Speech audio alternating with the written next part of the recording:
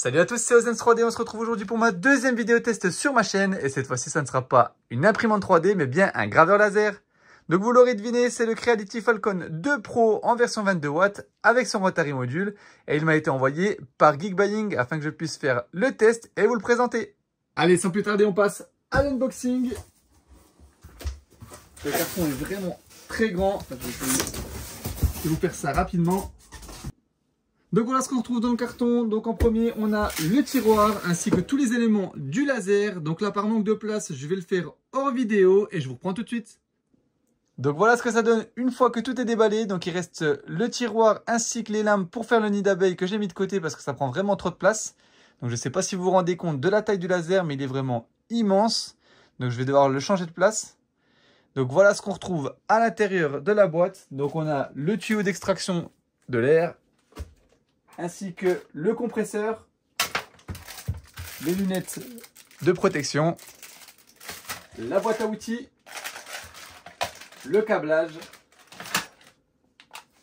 la tête du laser, le plus important bien évidemment, et là, tout ce qu'il y a pour construire l'enclos. Donc on commence par construire l'enclos. Donc vous voyez, il faut faire bien attention au repérage. Donc il y en a un fan et un light. Donc le fan sera à gauche et le light à droite. Et ensuite, pour la barre caméra, il faut bien faire attention à ce petit connecteur, à bien le mettre dans le bon sens et le connecter directement ici. Ensuite, rien de bien compliqué, il y a deux vis à mettre de ce côté-là et il y en aura deux à mettre de l'autre côté. Maintenant, on va passer au premier film de protection à installer. Donc j'enlève le film protecteur. Donc, faut faire attention, il y a deux encoches, il faut bien mettre sur la première et la glisser. Hop. Alors, c'est un peu galère.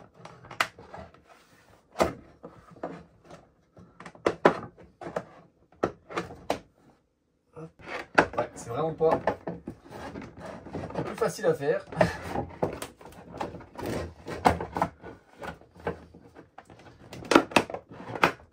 Voilà. On y est arrivé. Ensuite, il reste cette barre installée pour maintenir le film. Donc c'est parti. Et une fois que ça sera vissé, ça ne bougera plus. Voilà. Voilà. Et là, sur le côté droite et gauche, il y a juste deux vis à mettre et ça ne bougera plus. Et là, maintenant, il nous reste à mettre la deuxième partie coulissante. Donc là, pareil, il y a juste à glisser tout ça. On espère que ce soit un peu moins galère que la première partie. Ça a l'air d'aller mieux. Ouais, ça va beaucoup mieux. Hop, on met jusqu'au bout. Et voilà. On arrive bientôt au bout du montage de la box. Donc là, il reste à mettre la lumière. Donc celle-ci se retrouve ici. Et pareil, deux vis de ce côté-là, deux vis de ce côté-là. Donc faites bien attention à mettre le connecteur dans la partie ici. Bon, je suis désolé, j'ai dû changer de place parce que vraiment la machine prenait trop de place. Et pour le montage, ça sera beaucoup plus simple de continuer ici. Donc là, on continue avec le tiroir. Donc l'énorme tiroir qui a juste à coulisser ici.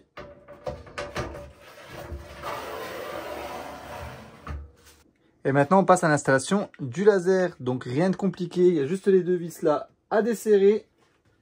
Le faire coulisser. Et resserrer les deux vis. Ensuite, on retire le petit capuchon ici. Et on prend le tuyau. Donc, ça sera le tuyau pour l'air. Donc on retire une partie et on le branche. Voilà. Et pour la partie du laser là, il y a juste à connecter à ce petit boîtier. Comme ceci. Voilà. Pour le passage du câble, rien de bien compliqué. Il faut pousser la tête. Et là, on repasse le câble ici, là où on avait enlevé une partie du tuyau.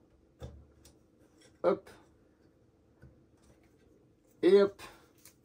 Et là, on a un petit scratch qu'on va rattacher directement au tuyau d'air.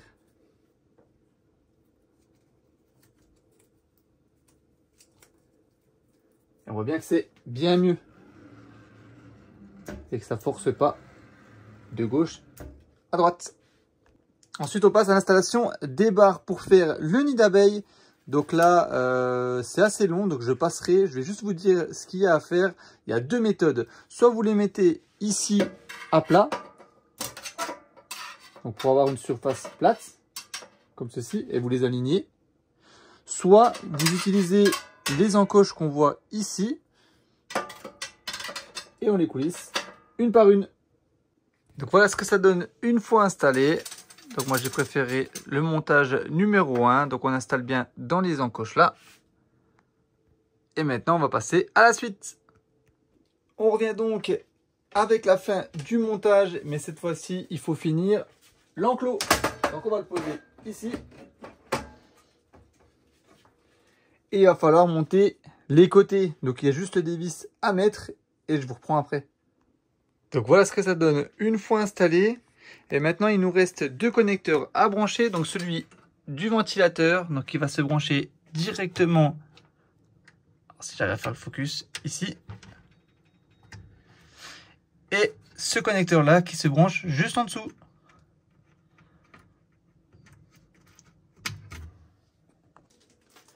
On arrive aux dernières étapes. Donc là, on a la petite pince avec le tuyau d'extraction. Donc ce que je vous conseille, c'est de la reculer un petit peu pour pouvoir emboîter facilement. Donc là,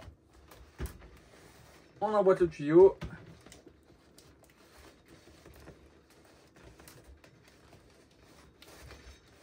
Voilà. Et une fois que c'est fait, on ramène la pince pour bloquer. Voilà. Ce qui nous emmène à la dernière étape, donc le compresseur. Donc on retire le capuchon, on connecte le tuyau d'air. Voilà. Et il ne nous reste plus qu'à le brancher. En tout cas, à première vue, elle paraît très qualitative, que ce soit au niveau des matériaux, du montage. Franchement, ça a l'air bien costaud. Donc on va ouvrir tout ça. Et voilà l'intérieur. Franchement, il n'y a rien à dire. Et on va pouvoir passer au premier démarrage. Pour le démarrage de la machine, il suffit de retirer le bouton d'urgence, qui est déjà enclenché de base. Appuyer sur le bouton ON et tourner la clé. Donc on voit que la tête s'allume. Et au niveau de l'éclairage, il y a le petit bouton sur le côté. Franchement, c'est top. Au niveau du laser, on a 3 voyants. Donc vous vous inquiéterez pas au niveau de l'air, si ça clignote rouge, c'est tout à fait normal. C'est parce qu'il n'y a pas de gravure de lancer. Et une fois qu'on aura fermé le capot et lancé la gravure, il passera au vert. Je vais passer l'étape de la calibration de la caméra. Mais juste pour vous expliquer, il faudrait utiliser cette carte-là qui est livrée avec la machine. Il faudra la placer à différents endroits, donc il conseille de le mettre sur du carton pour bien faire la différence entre le fond et la carte. La placer à plusieurs endroits, donc moi j'utilise Lightburn pour faire la calibration. Et une fois que c'est réalisé, on peut passer à la suite. Je vais vous montrer aussi comment on fait le focus du laser. Donc pour ça, rien de bien compliqué, il faut utiliser la petite cale fournie. Donc il y a 3 marches, on voit que ça dépend de l'épaisseur et de si on veut faire de la coupe ou de la gravure. Donc nous on veut faire de la gravure, donc on va utiliser la première marche. Donc là on a rien de très compliqué, on dévisse les deux vis, on le met en dessous, on pose le laser dessus sur la première marche et on resserre. Et ça y est, on a ajusté. Alors pour le Rotary module, je vais vous montrer comment on le branche. Donc sur cette machine, il y a le moteur Y qui est ici. Donc on relie juste le Rotary à ce câble là, donc qui était branché sur le moteur. Et une fois que c'est bon, il faut juste faire un changement dans Lightburn, passer une valeur. Alors je vais vous retrouver ça. Donc dans Lightburn, il ne faut pas oublier de mettre cette valeur, donc le $101 à 60,375. Et une fois qu'on aura fini d'utiliser le Rotary, il faut bien repasser cette valeur à 80. J'ai fait un petit fichier de test et là on voit que la gravure est lancée. Donc c'est pour de la coupe, on va voir ce que ça donne. Donc vous voyez c'est un petit peu bruyant mais c'est normal parce que j'ai l'extraction de l'air plus le compresseur qui tourne. Et je te montre ça quand c'est terminé. Et voilà ce que ça donne avec le Rotary. Donc là j'ai pris une ancienne gourde pour tester et franchement ça va être top. Je vais vous montrer ça juste après. Alors petit point que j'adore vraiment avec cette machine, c'est la caméra. Donc dans Lightburn, après la calibration, vous pourrez mettre à jour la superposition. Et là on verra par exemple la planche de bois qui est dans la machine. Et on va pouvoir placer ce modèle exactement là où on veut, en fonction des gravures que j'ai déjà réalisées. Donc on voit les autres tests là. Et ça va graver exactement à cette place-là, ce qui est vraiment très pratique. Après quelques tests, je vais vous montrer les résultats que j'ai eus. Donc les tableaux ont été générés via un site que je mettrai dans la description. C'est très simple, c'est utilisable pour tous les lasers. Donc là on peut voir au niveau de la coupe que c'est très très propre. Même à 600, allez à 80%, c'est du 3 mm. On coupe très facilement. J'ai fait un test aussi de gravure. Donc là, j'avais fait avec les racistes. Mais là, on commençait à creuser un peu trop. Donc du coup, c'est pour ça que j'ai testé, j'ai stoppé. Et du coup, j'en ai fait un sans raciste pour tester aussi. Et voir la différence qu'on peut noircir un peu plus. Donc, franchement, même au niveau de l'écriture, vous voyez, là, on est à 6000 pour 40%. Ça va très vite. Ça grave très bien. C'est très précis. Franchement, en tout cas, pour le bois, c'est super. J'ai fait un petit essai rapide parce que ça brûle assez. Alors, je ne sais pas si vous allez bien le voir à la caméra. Vous voyez, si on monte vite pour du liège, ça brûle très rapidement. Mais ça grave, pareil, très bien. Troisième essai sur de l'ardoise. Donc, j'avais jamais testé sur de l'ardoise. Donc, j'ai pris une image que j'ai passée en négatif. Donc il y a pas mal de réglages à faire, hein. C'est sûr qu'on peut faire mieux. Mais regardez-moi ce rendu, c'était assez rapide. Je sais plus combien de temps ça a pris, une petite heure je crois. Donc pour de la gravure, c'est pas mal. Et le résultat, j'en suis vraiment très content. Donc pareil, avant j'avais fait un petit essai avec un tableau pour voir la couleur qui rendait le mieux. Et le dernier essai, c'est sur une gourde donc en métal. J'ai utilisé du coup le Rotary module, c'est la première fois aussi que je l'utilisais. Je vous ai montré auparavant qu'il fallait juste brancher sur le moteur Y, remplacer une valeur dans Lightburn. Et voilà ce que ça donne. Donc j'ai testé directement avec les paramètres recommandés. Et c'est super propre. Donc là, ce qu'on voit, c'est que la gourde était déjà abîmée avant. Mais ça grave super bien. Donc j'ai voulu essayer avec un petit logo de One Piece. Parce que j'adore One Piece. Et regardez-moi ce rendu, c'est vraiment top. Donc pour personnaliser, c'est génial. Donc j'ai pas encore essayé sur les verres. Ça viendra certainement dans une autre vidéo. Mais en tout cas, franchement, sur l'ensemble, c'est un très très bon laser. On va passer à la conclusion après le test de cette machine. Donc on va commencer par les avantages et les inconvénients. Donc au niveau des avantages, en premier, il y a l'enclos avec l'extracteur d'air. On peut peut-être dire que le tuyau est un peu court, il fait 1,50 m je crois. Mais moi j'ai la fenêtre juste à côté, donc aucun problème. La finition de la machine est juste géniale. Franchement, elle est très qualitative, c'est très professionnel. Moi personnellement, je l'adore. Autre point positif, le tiroir de récupération des déchets. Franchement, ça c'est pratique.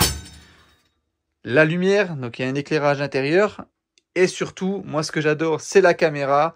Une fois calibrée avec Lightburn, on peut placer tous les éléments sur les plaques directement depuis le PC. Donc on n'a pas besoin de bidouiller pour centrer et ça sera parfait du premier coup. Pour les points négatifs, pour moi, il y en a deux. Enfin, ce sont plutôt des axes d'amélioration.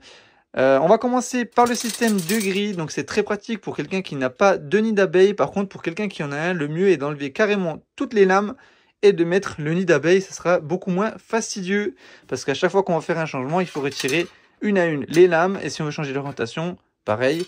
Donc ça prend pas mal de temps. Au niveau du deuxième point négatif, ce sera au niveau du branchement. Donc pour les USB pour Lightburn, il y en a un pour la caméra et un pour la machine. Donc ça fait deux câbles branchés sur le PC.